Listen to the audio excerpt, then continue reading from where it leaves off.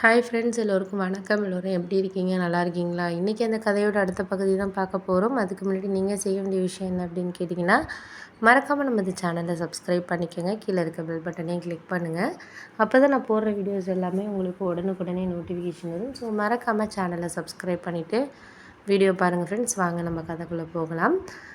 நான் நாளே எல்லாமே சமைச்சு வச்சுட்டேன். எல்லாமே சமைச்சு வச்சுட்டு, சரி சாதம் மாதிரி நம்ம எடுத்துகிட்டு போயிடலாம் மறுநாள் ஊருக்கு போகிறப்போ அப்படின்னு சொல்லிட்டு நாளே எல்லாம் ரெடி பண்ணி வச்சுட்டேன். அதுக்கு என் ஹஸ்பண்ட் கேட்டார், ஏன் இவ்வளோ சீக்கிரம் நைட்டே ரெடி பண்ணுற, காலைல எழுந்திரிச்சு இது பண்ணலாமே அப்படின்னு சொல்லிட்டு கேட்டுகிட்டு இருந்தார். நான் சொன்னேன், காலையில் பண்ணாலும் நான் தானேங்க பண்ண போகிறேன். இப்போ காலைல 4 மணிக்கு இங்கேருந்து கிளம்புறோன்னா நான் 3 மணிக்கு எழுந்திரிச்சா தான் நானும் ரெடி ஆகிட்டு பிள்ளைங்களையும் ரெடி பண்ணிவிட்டு சாப்பாடெலாம் செய்கிறதுக்கு எப்படியும் 2:30 மணிக்கு நாச்சும் எழுந்திரிக்கணும். போய் மணி 10 மணி ஆகிடுச்சு. அதனால் நைட்டு ரெடி பண்ணிட்டோன்னா காலைல சாதம் ஏதாச்சும் சிப்ஸ் இந்த மாதிரி ஏதாச்சும் நம்ம இது பண்ணிக்கலாங்க, ரெடி பண்ணிக்கலாம் அப்போதைக்கு அப்படின்னு சொன்னோன்னே, சரி அப்போனா உன் இஷ்டம் அப்படின்னு சொல்லிவிட்டு அவர் போயிட்டார். அதுக்கப்புறம் எங்கள் அத்தை வந்தாங்க. அவங்க ஒன்றும் சொல்லலை, பரவாயில்லம்மா நீ பண்ணதும் கரெக்டு தான். ஏன்னா நம்ம காலைல சீக்கிரமாகவே கிளம்பணும் அப்படிங்கிறப்போ நம்ம இதெல்லாம் இது பண்ணிகிட்டு இருக்க முடியாது, அப்போதைக்கு நின்று ரெடி பண்ணிக்கிட்டு இருக்க முடியாது. அதோட நம்ம பிள்ளைங்களை கிளப்புறதே பெரிய விஷயமா இருக்கும். அப்படி இருக்கிறப்போ நம்ம இதுக்கு ரெடி பண்ணிக்கிட்டு இருந்தோம்னா சரியாக இருக்காது. நீ பண்ணது கரெக்டான வேலை தான் அப்படிங்கிற மாதிரி அவங்க சொல்லிவிட்டு கிளம்பிட்டாங்க. அதுக்கப்புறம் நானும் தூங்கி எழுந்திரிச்சு மறுநாள் எங்களோட ரொம்பவே எங்கள் குடும்ப கோயிலுக்கு தான் போகலாம் அப்படின்னு சொல்லிட்டு மறுநாள் கார்லாம் ரெடி பண்ணியிருந்தோம். மாமா ஃபேமிலி, அதுக்கப்புறம் எங்கள் மாமியாரோட அண்ணன் ஃபேமிலி எல்லாருமே வந்தாங்க. அது ஒரு 2 காரில் போனோம். போயிட்டு பொங்கல் வச்சு எல்லாம் ரெடி பண்ணி எல்லாம் அவர் இப்போ கோயிலில் உள்ளவர் எங்கள் அத்தைக்கு ரிலேட்டிவ்ங்கிறதுனால அவர் முன்னாடியே எல்லாமே ஏற்பாடு பண்ணி வச்சுருந்தார். நாங்கள் போயிட்டு பொங்கல்லாம் வைக்கிற மாதிரியான ஏற்பாடெல்லாம் பண்ணி வச்சுருந்தார். நாங்கள் முன்னாடியே அதுக்கு பணம் அனுப்பிவிட்டோம். எல்லாமே கொஞ்சம் வாங்கி வைங்க அதுக்கு தேவையானது அப்படின்னோன்னே அவங்க இது பண்ணிட்டாங்க. நாங்கள் அரிசி மட்டும் இங்கேருந்து வீட்டிலேருந்து எடுத்துகிட்டு போயிருந்தோம் வாங்கி. அதை வச்சு கொஞ்சம் பொங்கல்லாம் வச்சு எல்லாம் பண்ணிவிட்டு, ஏன்னா ரொம்ப வருஷம் ஆகுது, கிட்டத்தட்ட ஒரு 4 வருஷமாக இவர் ஹஸ்பண்டும் சரி அவங்க தம்பியும் வெளிநாட்டில் இருந்தாங்க முதல்ல. அதனால் வைக்க முடியாமையே அப்படியே போயிட்டு இருந்துச்சு. இது அதுன்ட்டு இப்படி போயிட்டு இருந்துச்சு. அதனால் ஒன்றும் பண்ண முடியாதனால இப்போ இந்த வருஷம் அத்தை ஆசைப்பட்டாங்க, நம்ம இந்த மாதிரி பொங்கல் வச்சு இது பண்ணணும், அதுதான் எனக்கும் ஆசை அப்படிங்கிற மாதிரி அவங்க சொல்லிக்கிட்டு இருந்தாங்க.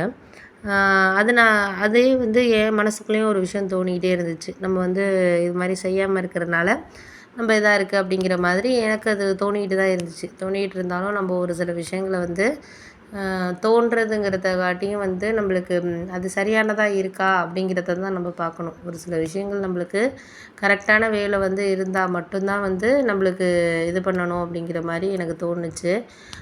அதனாலேயே நான் முடிவு பண்ணேன், சரி ஓகே நம்மளுக்கு இதுதான் கரெக்டு, இந்த வேலை போனால் நம்ம இது பண்ணலாம் அப்படிங்கிற மாதிரி நானும் சில பிஸ்னஸ் ஐடியாஸ்லாம் யோசிச்சுட்டு இருந்தேன். அதுக்கேற்ற மாதிரி நம்ம கோயிலுக்கு போயிட்டு வந்துச்சோன்னா கொஞ்சம் ஏதாச்சும் நம்மளுக்கு கை கூடுதா அப்படின்னு சொல்லிட்டு பார்ப்போம் அப்படின்னு சொல்லிட்டு என் ஹஸ்பண்ட் சொன்னார்.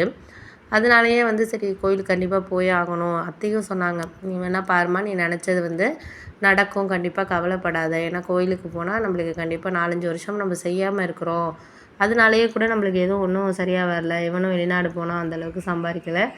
அவன் தம்பியும் பார்த்திங்கன்னா வெளிநாடு போனால் அது அந்த அளவுக்கு ஒன்றும் சரியாக வரலம்மா அப்படிங்கிற மாதிரி சொன்னாங்க. உடனே நான் சொன்னேன், சரி நீங்கள் சொல்கிறது கரெக்டு தான், எனக்கும் மனசுக்குள்ளே அந்த ஒரு எண்ணம் போயிட்டு தான் இருக்குது. அதை நான் இன்றைக்கி தான் நீங்களும் சொல்லிட்டீங்க அதுக்கேற்ற மாதிரி அப்படின்னோடனே, சரிம்மா நீ ஒன்றும் கவலைப்படாத, நான் அண்ணன் வீட்லேயே எங்கள் அண்ணன் வீட்லையெல்லாம் கேட்போம், எங்கள் அண்ணனும் போகணுன்னு சொல்லிக்கிட்டு இருந்துச்சு, நம்ம போயிட்டு பார்ப்போம், அவங்களுக்கும் அதுதானே குலதெய்வமாக இருந்தாங்க, அதனால நம்ம கிளம்பலாம், நான் ஒரு 2 நாளில் போவோம் அப்படின்னு சொல்லிட்டு சொன்னாங்க. அப்புறம் அதுக்கப்புறம் தான் இங்கே வந்ததுக்கு காரணமே அதுதான். அதுக்கப்புறம் அந்த கோயிலில் உள்ளவரும் என்ன சொன்னார்னா, ரொம்ப வருஷமாக நீங்கள் வரவே இல்லை, நாங்களும் உங்களை எதிர்பார்த்துக்கிட்டு இருந்தோம், ஒவ்வொரு இதுக்கும் நீங்கள் வரவே இல்லை அப்படின்னு சொல்லிட்டு எங்கள் அத்தையை கேட்டாங்க. அப்புறம் அவங்க 2 பசங்களும் வெளிநாட்டில் இருந்தானுங்க, நானும் மருமகள் பிள்ளைங்களை வச்சுக்கிட்டு வர்றதுக்கு கொஞ்சம் இதாக இருந்துச்சு அப்படின்னோடனே அவர் சொன்னார், உங்களோட தூரமாக உள்ளவங்கள்லாம் அந்த வருஷத்தில் ஒரு நாள் பொங்கல் வச்சுட்டு பண்ணிவிட்டு வருஷத்துக்கு ஒரு தடவைனாச்சும் பார்த்துட்டு போகிறாங்க, நீங்கள் இதெல்லாம் காரணம் சொல்லக்கூடாது அப்படிங்கிற மாதிரி எங்கள் அத்தைக்கிட்ட சொன்னாங்க. இனிமேல் வருஷம் வருஷம் கண்டிப்பாக வருவோம், நாங்கள் வேண்டுதல் வச்சுட்டு தான் வந்திருக்கிறோம், கண்டிப்பாக அது நடந்துச்சுன்னா வருஷம் வருஷம் நாங்கள் வரணும், இல்லைனாலும் நாங்கள் வரணும் தான். ஏன்னா நம்ம வீட்டுக்கான தெய்வத்தை வந்து நம்ம வந்து கும்பிட்டு தான் ஆகணும். என் மாமியார் எனக்கு சொன்னது அப்படின்னோடனே, ஆமாம் உங்கள் அம்மாவும் சரி உங்கள் மாமியாரும் சரி அவங்க அவங்க எல்லாம் எனக்கு தெரிஞ்சவங்க தானம்மா அப்படின்னு சொல்லிட்டு அவர் அந்த பழைய விஷயங்கள் அவங்க பழைய இதில் வந்து நடந்த விஷயங்கள் எல்லாம் வந்து ஒவ்வொன்றா வந்து சொல்லிகிட்டு இருந்தார். சொல்லிகிட்டு இருந்தப்போ தான் எனக்கு புரிஞ்சிச்சு, சரி இதுதான் அப்படிங்கிற மாதிரி புரிஞ்சிச்சு. அதனால நான் வந்து முடிஞ்ச அளவுக்கு நம்மளால் என்ன பண்ண முடியுதோ அதை நம்ம வந்து